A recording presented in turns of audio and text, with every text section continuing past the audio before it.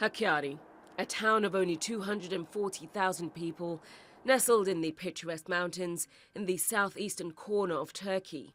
And it's here that a team in the Turkish Women's First League are breaking down barriers and challenging taboos of playing football in the region. This is Hakkarigucuspor. This club was founded to pave the way for our girls' future, to help them prosper.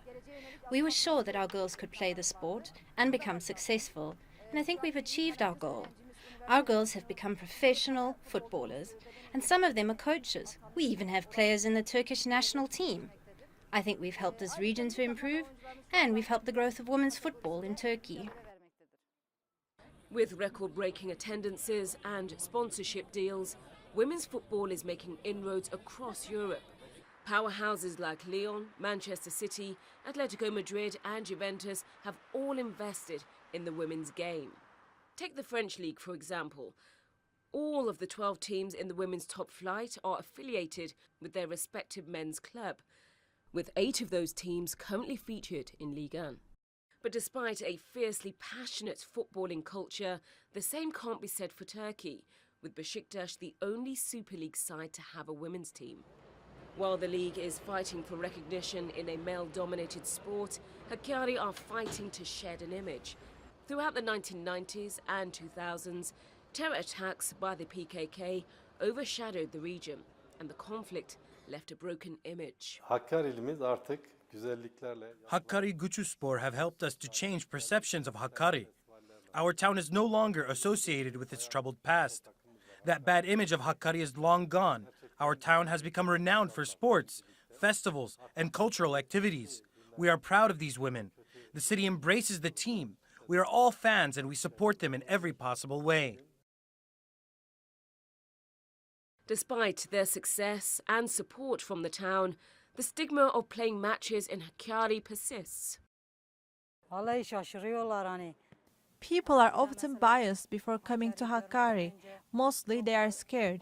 But when they get here, their views change. They are surprised by our hospitality and the beauty of the town. There is no fighting in Hakkari anymore. That's all in the past. It's very friendly and peaceful. So, they leave our town with pleasant memories, and when they go home, they tell others about their good experiences in Hakkari. With limited opportunities in the region, playing football is a way out. And along the way, these players are breaking stereotypes of what it means to be not only a woman in football, but a woman in Hakkari. It was difficult to be a woman in Hakkari back in the day, because women were only considered to be housewives. But it's all changing now. Just look at our team. My teammates are either studying or have jobs. This team's existence is helping to end the women belong in the home ideology. If it wasn't for football, I would have stayed at home. I wouldn't have gone to university. Football changed everything for me. So in the space of 10 years, Hakkarigucuspor have become a professional club with an academy. They've secured the Under-17 Turkish Championship. They've gained promotion to the women's top flight. And out of all the 13 clubs in Hakkari, they are the most successful. But the best bit, they're led by 2 women under the age of 30. We took over the management of the club because our goal was to create something where the young women of Hakkari could play football. We wouldn't let anyone else run the club. It had to be one of us. Even now, our board of directors consists of women who are involved in the club. So here you have a team led by women, for women. A team that's attracted players from Armenia, Azerbaijan, Georgia and Kazakhstan are making strides in the top flight of women's football, but they're heavily dependent on sponsors.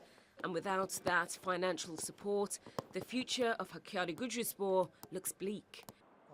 And with 13 clubs sharing the city's sole stadium, the lack of facilities is proving to be a huge drawback.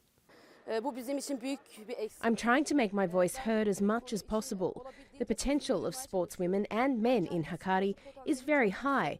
If we have the right facilities, I believe they'd be able to become professionals, not only in football, but also in other careers. They may lack sufficient resources, but what they're not short of is belief.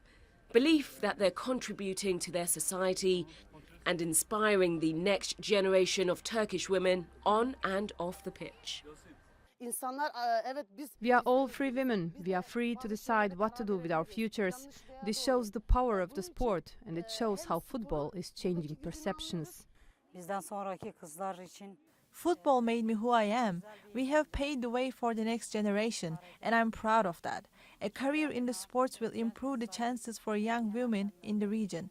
There won't be child marriages anymore.